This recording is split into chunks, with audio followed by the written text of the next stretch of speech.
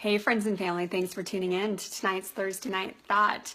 Tonight I am humbled to share this message with you. As a messenger, this message is one of the most powerful, and I'll tell you that I do not have a true understanding of this message, but I'm going to do my best to convey the experiences, as I usually do, that come in around the message and its application to our lives. So are you ready for this week's message?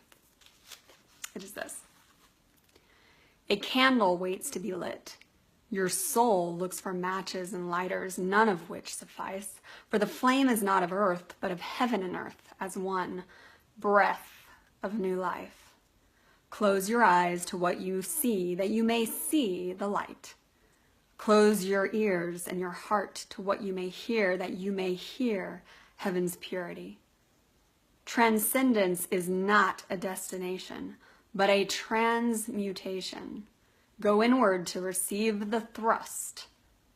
Trust. So I want to set the stage of how this message came in. Typically on a Monday morning, I go up to my office and I light a candle and I receive messages and I share them with you on a weekly basis. And this week, I walked into my office and this candle was sitting on my desk and I was looking everywhere for lighters and matches and I couldn't find them, which is pretty atypical. And then I thought, okay, well, I'll just go downstairs and find the lighters or matches. And I heard the words, stop. This is the message. Okay, so I sat there with this candle, unlit, sitting on my desk, waiting for the message, and these words that I just read to you poured in. No idea what these words meant at the time.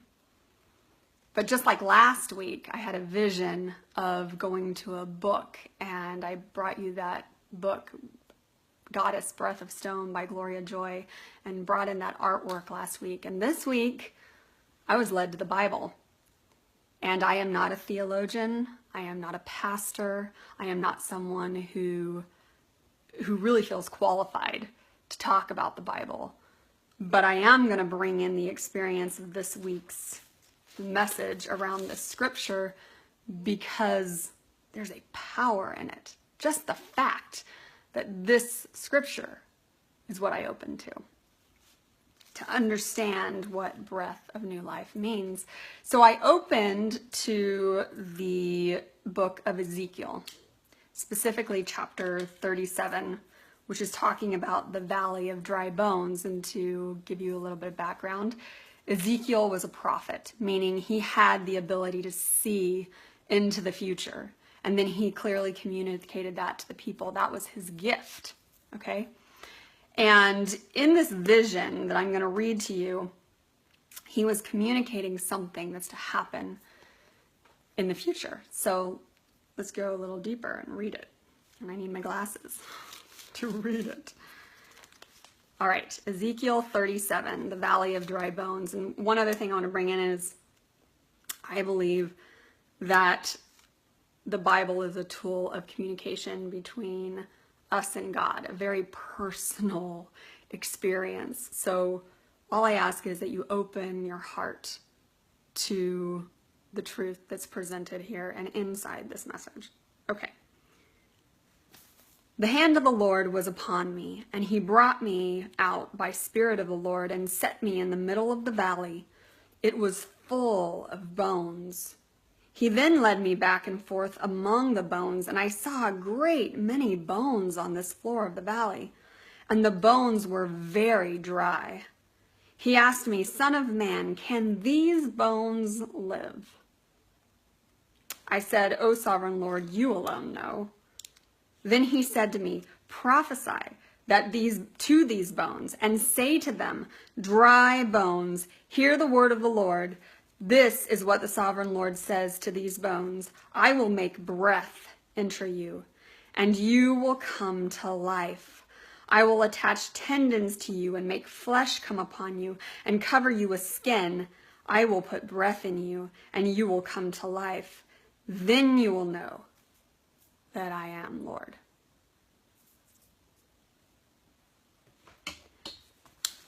So, that verse explained to me what this flame of not earth, but heaven and earth as one, as a breath of new life. And there's prophecies all over the Bible that heaven and earth will become one. There will be a new heaven and a new earth. And that heaven is not a destination, but it's a sacred place. That's why God, I believe, never put a destination. Like, hey, here's where it's at. By the way, this is where I reside. Like, this is a spiritual message. So it goes on, and then it talks about transcendence, which to me is heaven and earth becoming one. So can you think of a moment in your life where you experienced transcendence, meaning you experienced something greater than yourself, a aha moment of God? Only you know what that is and how that showed up in your life. And the message is transcendence is not a destination, but a transmutation. So what does that mean? That means that transmutation is a changing of energy, meaning alchemists believe that it's lead to gold. For me, I believe it's fear to love. There are so many different transmutations. And by experiencing this, we experience transcendence. Not a destination somewhere, someplace. Have you ever asked yourself, if I could just get back to who I was, or who I was before this, or if I could just be with her or him, or a different situation, a different time and place that you long for? What I was shown very clearly this week is that what you long for is not what you think. It's not what was outside of you. It's not what you could see with your eyes. It's what you felt in relationship to this experience of transcendence. So, I was called this week to open up in vulnerability and share a story about transcendence. I'm going to set the intention right now that my words be used and this story be used for a greater purpose, because in us opening up in our vulnerability, I believe that allows transmutation, especially of thought energy. And this idea that we are candles waiting to be lit, that's the excitement for me this week. That's the thrust, really. So I'm going to share with you this story. And you take into consideration that moment of transcendence for you, okay? In 2012, I'd come to a place in my life where I had experienced transcendence.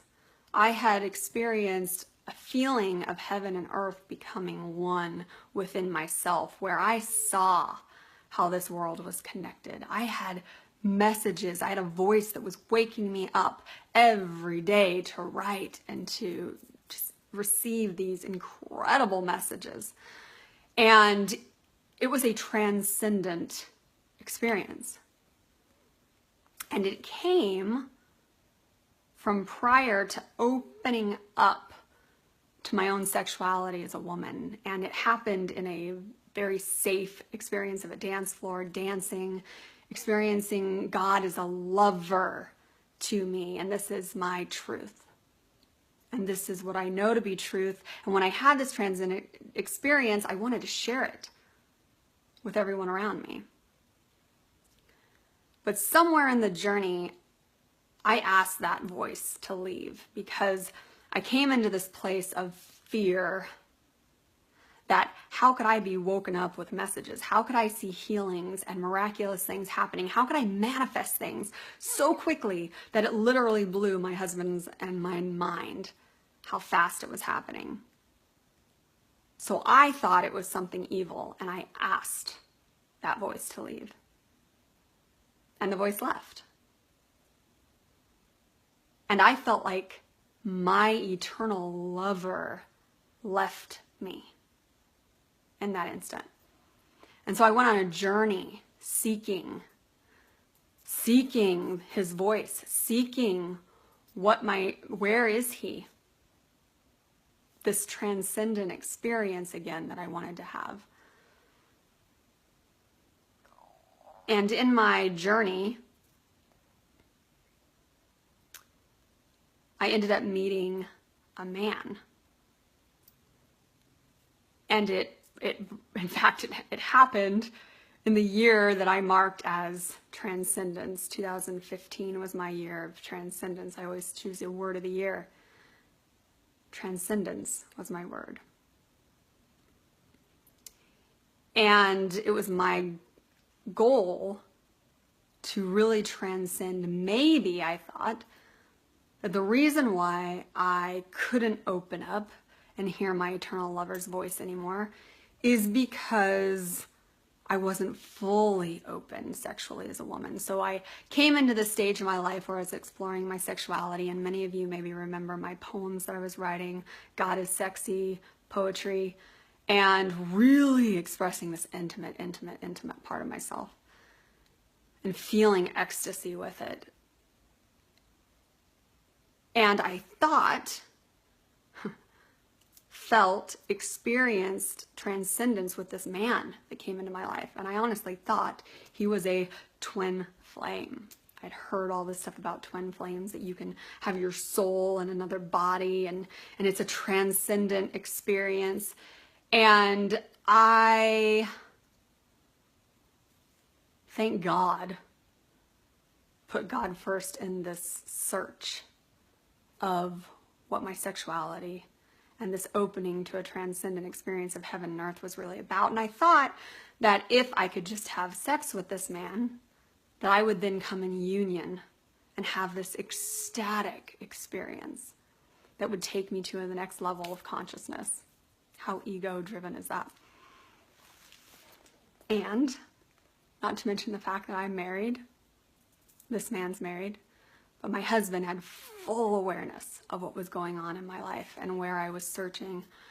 And he had full faith in me as a woman and as his wife to make these decisions, to really understand, not just be told what my sexuality should be out of the Bible, but really understand what it means.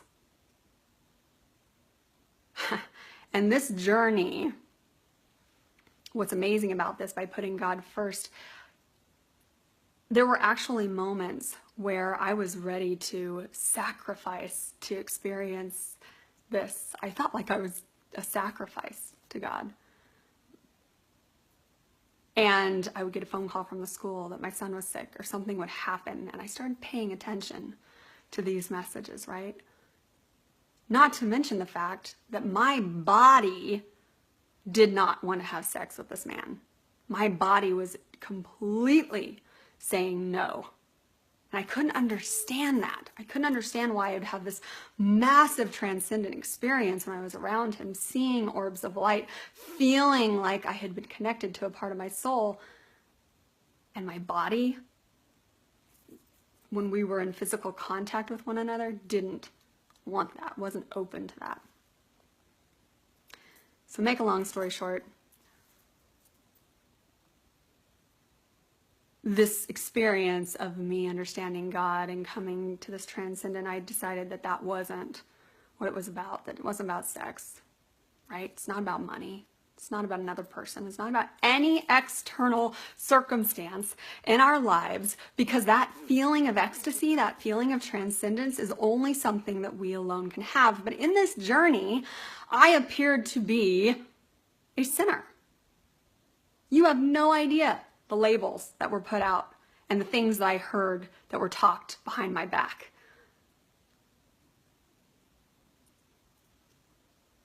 Yet I viewed this journey as a journey of my soul.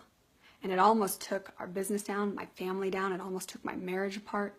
It was probably one of the hardest times, this transcendence that I went through.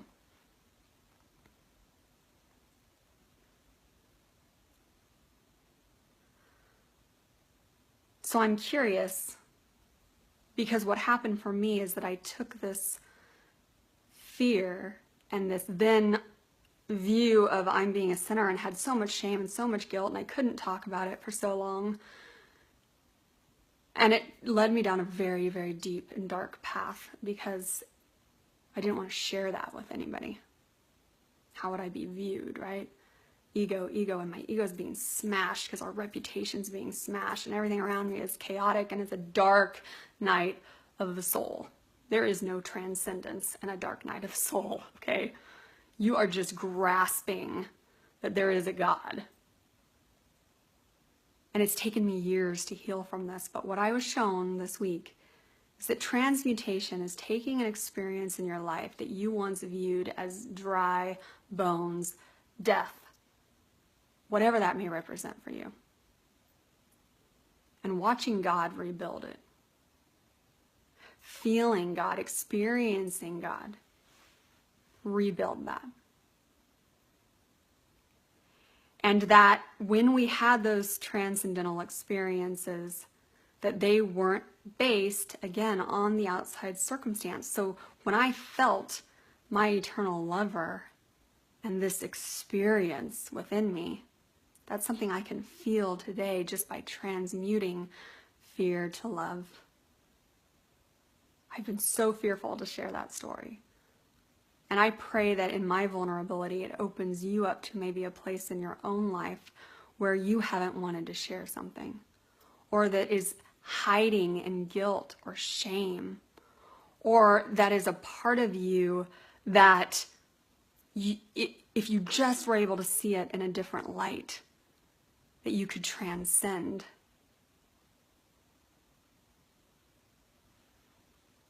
To me, that means the trance ends. And just by receiving this message, though I don't have an extreme knowledge of what it is, I'm open. And I pray that this message has opened you too. So I want to share the words with you again and give you hope that that feeling of transcendence is not a destination. It's a transmutation that only you and I get to experience. And it's an intimate, spiritual experience. Because when we're not held in captives by those chains, those things that we think were meant to send us to the valley of death, there's a promise that we can rise again. And I know I'm in that situation right now. And I can't wait, literally, for next week's message. So I'm going to share this with you one last time. A candle waits to be lit. Your soul looks for matches and lighters, none of which suffice.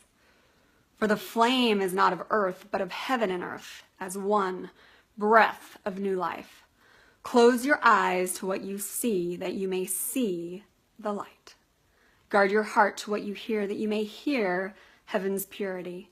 Transcendence is not a destination, but a transmutation. Go inward to receive the thrust. Trust. Thank you for tuning in, and I look forward to next week's message.